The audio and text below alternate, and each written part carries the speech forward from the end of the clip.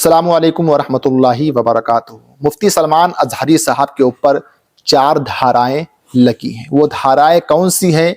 अगर मुफ्ती सलमान अजहरी साहब ने जो बयान दिया था उसमें जो इल्ज़ाम लगाया जा रहा है अगर वो साबित हो गई तो जो धाराएं लगी है मुफ्ती सलमान अजहरी साहब के ऊपर, क्या उन धाराओं की वजह से मुफ्ती सलमान अजहरी साहब को लंबे समय तक 4 या 5 साल तक या उससे ज़्यादा साल तक मुफ्ती सलमान अजहरी साहब को जेल में रहना पड़ेगा? क्या मुफ्ती सलमान अजहरी साहब को रिहा नहीं किया जाएगा? क्या मुफ्ती सलमान अजहरी साहब को जमानत नहीं मिल पाएगी?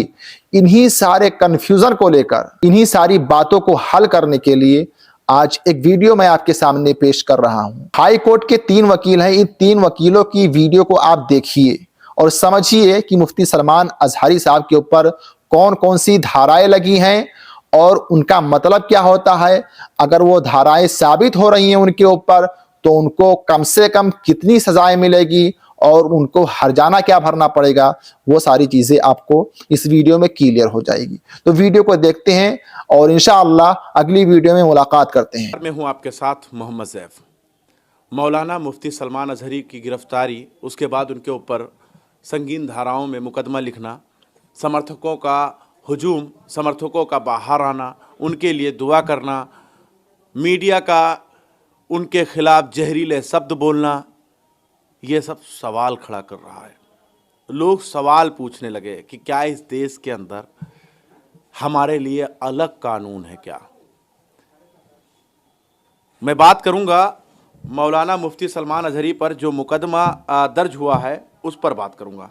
नंबर 153A आईपीसी की धारा है, 505 ये भी आईपीसी की धारा है, 188, 114, इन 4 धाराओं में उनके ऊपर मुकदमा दर्ज हुआ है।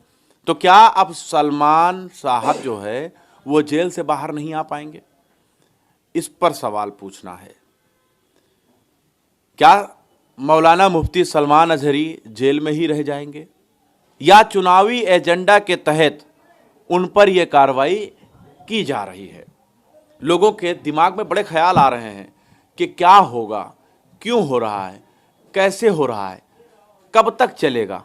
ये सारे सवाल जो हैं लोगों के मन को झंझोड़ रहा है। और मैंने सोचा क्यों ना हम एक न्यूज़ रूम में बैठकर 3 वकीलों को इकट्ठा करके और तीनों वकीलों से ये आईपीसी धारा जो है इसके बारे में जानें और साथ ही साथ में उनसे ये भी पूछें क्या, क्यों, कैसे, कब तक, इसका अर्थ जो है वो हम आप तक पहुंचाएं। इस पर हमारे साथ बात करने के लिए अधिवक्ता सुहेल सिद्दीकी जी हैं, मोहम्मद फरहान सिद्दीकी साहब हैं, उज़ैफ़ा अनीस साहब हैं जो अधिवक्ता हैं। सबसे पहले तो हम आपसे जानना चाहेंगे ये आईपीसी धारा 153A जो एक्ट उनके ऊपर लगाया गया है, इसके तहत क्या लगता है कि क्यों गिरफ्तारी हुआ? क्या अब वो जेल में ही रहेंगे? बहुत सवाल हैं, क्यों, कब, कैसे, लोगों के दिमाग में आ रहा है। देखिए, आईपीसी की धारा 153A में जो कहती है वो, देखिए पहली चीज़ तो ये उसको लगाने का सिर्फ एक रीज़न है कि वो नॉन बेलेबल ऑफेंस है। ठीक है, उसमें जो पनिशमेंट है वो मतलब इधर 2 साल की सज़ा है, 3 साल की सज़ा है, उसमें एक्सटेंडेड है। ठीक है, और या फिर कोई मॉनेटरी पनिशमेंट या फिर दोनों। ठीक है, उसमें ये कहती है कि किसी भी धर्म, जात, मतलब स्थान के विषय, किसी भी व्यक्ति विशेष के खिलाफ कोई भी बात ऐसी कहना जो सद्भावना को बिगाड़े या फिर किसी भी 2 समुदाय के बीच शत्रुता को बढ़ावा देने के एवज में ये धारा लगाई जाती है। ठीक है ना, और इसमें मतलब जो है वो ये नॉन बेलेबल ऑफेंस है। तो क्या उनके जो बयान है वो बयान से ये धारा सही साबित हो? नहीं, बिल्कुल उन्हीं ने किसी चीज़ का, यही तो बता रहा हूँ, ना किसी धर्म का उन्हीं नाम लिया, ना किसी उन्हीं ने जो है वो भाषा को गलत कहा उन्हीं ने, ना किसी व्यक्ति विशेष के बारे में कहा, ना किसी समुदाय के बारे में कहा, कुछ तो कहा ही नहीं उन्हीं ने। तो वो हेड स्पीच की कैटेगरी में वो आती ही नहीं है। लेकिन सिर्फ उसको लगाने का जो रीज़न है वो ये है कि तो नॉन बेलेबल ऑफेंस है, उनको जेल में जाकर ठूस दिया जाएगा। पहली चीज़। दूसरी चीज़ ये कि फिर मैं वही बात कहूँगा, वो एक ईंधन है जो पॉलिटिकली जो है बीजेपी को फायदा पहुँचाएगा। ना वो राजनेता हैं, ना तो राजनेता हैं और ना ही कभी उन्होंने चुनाव लड़ा है। तो आखिर उनके ऊपर ऐसा शिकंजा कसना और उसके बाद मीडिया का उनके खिलाफ तरह तरह के टाइटल यूज करना, जैसे भड़काऊ, जहरीला, मुल्ला, मतलब ऐसे शब्द इस्तेमाल करना जिनसे लोग जुड़े हों, करोड़ों के तादाद में लोग जुड़े हों। उनका नाम आपने नहीं सुना क्या? पूरा क्या है उनका नाम? है मुफ्ती सलमान अजहरी साहब। बस यही उनका एक अपराध है। उनका अपराध यही कि उनका नाम मुफ्ती सलमान अजहरी साहब, अपराध यही नाम, उनका नाम जो है यही अपराध है उनके लिए। आप वकील हैं तो थोड़ा सोच समझ के इस बात नहीं कोई बस सोच, देखिए हम वकील हैं, हमारा तो काम ही हमारा ही है कि आम जनता में जाके सुधार करना, जो जनता, जो आम जनमानस जो पीड़ित हैं उनको जाके न्याय दिलाना, ये हमारा काम ही है। तो हम तो जो सच होगा, जो सामने देखेंगे वही बोलेंगे। तो ये कार्रवाई जो की जा रही है बिल्कुल गलत है। ये एटीएस ने जो गिरफ्तार किया गलत है। नहीं, एटीएस हो, एसटीएफ हो, कोई भी हो, ये कार्रवाई गलत है। ये गलत है। कार्रवाई गलत है। ये कार्रवाई होनी चाहिए क्योंकि उन्होंने उनके जो स्पीचेस में जो कंटेंट थे, वो कंटेंट में ऐसा कुछ है ही नहीं जो हेट स्पीच को अट्रैक्ट करे। कोर्ट में चलेगा ये केस? कोर्ट में चलेगा। अब देखिए, अब न्याय की जो प्रक्रिया है वो न्यायालय में चलेगी। अब जो होना था वो तो न्यायालय तक पहुंच पाता है केस कोई? अगर पहले ही जजमेंट आ जाता है मीडिया द्वारा। जजमेंट, भाई मीडिया ट्रायल चल रहा है, ये तो मीडिया ट्रायल है। मीडिया सब कुछ तो कही दिया कि वो हेट स्पीच है, वो मुल्ले हैं, वो ये है, वो है, सब तो मीडिया तो कही रही है ना। ये 3 दिन से मीडिया चिल्ला रही है इसी बात को। अभी अच्छा 30 दिन तक और चिल्लाएगी मीडिया। 153 पे आपने इतना विस्तार में बता दिया कि लोग कंफ्यूजन में आ जाएंगे। अब यहां पर 505 पर चर्चा करेंगे तो आप सोचेंगे कि ये कौन सी धारा है। भाई 153 पे हम बात कर रहे थे, सोहेल सिद्दीकी से वो बता रहे थे 153 का इतना बड़ा विस्तार कि आप सोचे होंगे कि ये जब 153 इस तरह है तो 505 क्या है, क्योंकि धारा 302 का भी आता है। तो लोग सोचे होंगे 505 क्या होता है। तो 505 के ऊपर भी लोगों की निगाहें जो है वो टिकी हुई हैं। लोग सोच रहे होंगे ये कौन सी धारा है। 505 आईपीसी वो है जिसमें दो समुदायों के विभिन्न के बीच ऐसे कोई असत्य कथन कहे जाएं जिनसे शत्रुता दोनों समुदाय के बीच पैदा हो या घृणा पैदा हो या वैमनस्य स्थापित हो जाए। लेकिन सलमान अजहरी साहब ने ऐसा कोई बयान नहीं दिया जिससे दो समुदाय के बीच में कोई दंगा फसाद लड़ाई झगड़ा या उनके द्वारा किसी विशेष समुदाय का नाम लेके उसको संबोधित किया गया और कुछ नहीं किया गया। तो 505 आईपीसी का सेक्शन उन पे नहीं बनता। लेकिन 505 आईपीसी गैर जमानती संज्ञा भाई क्या रसूल अल्लाह बोले थे ना एंडिंग में, लब्बैक रसूल अल्लाह एक धार्मिक नारा है, उन्होंने अपना भाषण खत्म करते टाइम आखिरी में किया लब्बैक या रसूल अल्लाह। तो ये तो एक धार्मिक नारा हुआ, लेकिन हमने किसी विशेष समुदाय को तो घोषित नहीं किया कि हम तुम्हारे लिए ये करेंगे या कुछ। तो 505 का कोई अपराध नहीं। यहाँ पे उनके द्वारा कोई असत्य कथन नहीं कहा गया, किसी भी विशेष समुदाय को निशाना नहीं बनाया गया। उसने लेकिन गिरफ्तार कर लिया है तो जाहिर सी बात है इतनी बड़ी धारा होगी तभी तो उनको गिरफ्तार किया। आप लोग तो ऐसे छोटे छोटे धारा बता रहे जैसे लग रहा है कि उन्होंने कोई अपराध ही नहीं किया हो। अरे तो ये तो मीडिया बता रही है ना, अपराध अगर हुआ है तो आप लाइए। देखिए आप मीडिया हैं, अगर आप ही सत्य का साथ छोड़ देंगे तो कुछ नहीं होगा। आप मीडिया का ट्रायल चल रहा है, मीडिया तो सब कुछ बताती चली आ रही है। तो न्यायालय किस लिए बना है? न्यायालय में प्रक्रिया है। न्यायालय आप साबित नहीं कर, अगर अपराध हुआ है तो उसको साबित करने के लिए न्यायालय है, न्यायालय साबित करेगा, पुलिस विवेचना करेगी। लेकिन मीडिया पहले ही अपराधी घोषित करे दे। ये कहाँ का न्याय हुआ? अभी लाखों लोग होते हैं जिनको कुछ नहीं होता, वो बेचारे जेल में है, सड़ रहे, बाद में उनको बाइज्जत बरी कर दिया जाता है। तो उनको साथ जो मानसिक प्रताड़ना होती है उसको कौन देखेगा? तो आप ही हैं जो सत्य का साथ देंगे। अगर मीडिया ही गलत साबित करेगी तो कैसे? जहरीला मुल्ला पता नहीं क्या क्या शब्द बोल रहे हैं। सिर्फ एक मुसलमान विशेष समुदाय को निशाना बनाने के लिए, अपनी टीआरपी हाई करने के लिए है, बाकी कुछ नहीं। बाकी कुछ नहीं नजर आ रहा आपको। देखिए 505 की जो धारा है वो भी धाराशाही हो गया। साफ कहना है कि देखिए ये दो धारा आपने समझ लिया होगा, 153A 505। लेकिन एक चीज और हम जरूर कहना चाहते हैं कि हैदराबाद के एक कद्दावर नेता हैं, भारतीय जनता पार्टी में हैं, उनका नाम टी राजा है।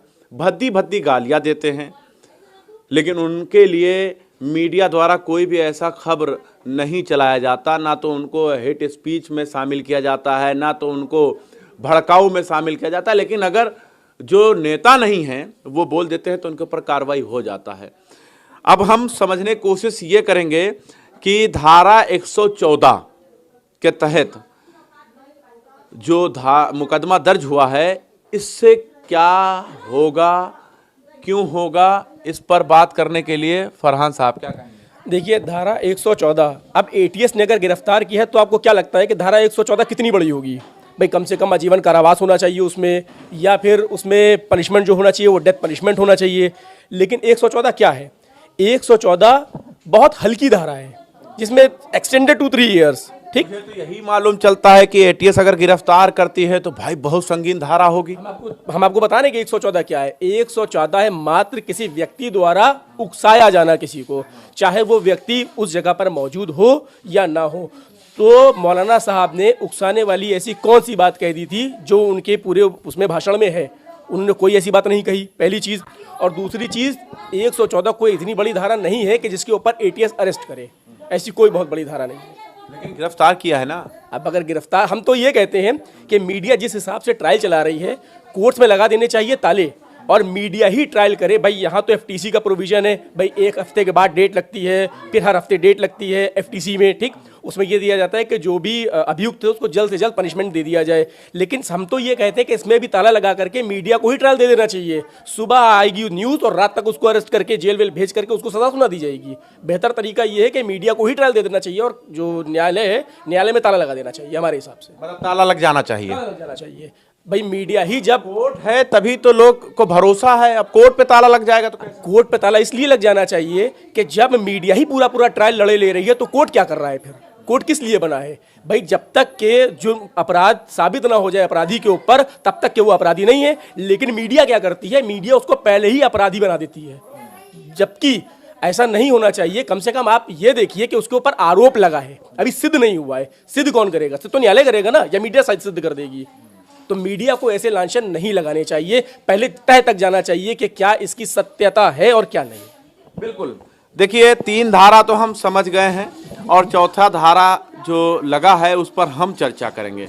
देखिए 3 धारा का साफ कहना है कि जैसे 153A, 505, 188, 114, अगर इन धाराओं का पालन नहीं करते हैं तो 188 लग जाता है। यानी अगर किसी व्यक्ति को मालूम हो कि आगे जाएंगे तो मेरे लिए खतरा है और अगर वो फिर भी जाएगा तो उसके लिए 188 है। यानी कानून यही कह रहा है कि अगर आपको पता है कि ये कानून हमारे ऊपर लागू होता है और आप फिर भी कर बैठते हैं, तब आपके ऊपर 188 के तहत मुकदमा दर्ज होगा और आप जेल में जाएंगे।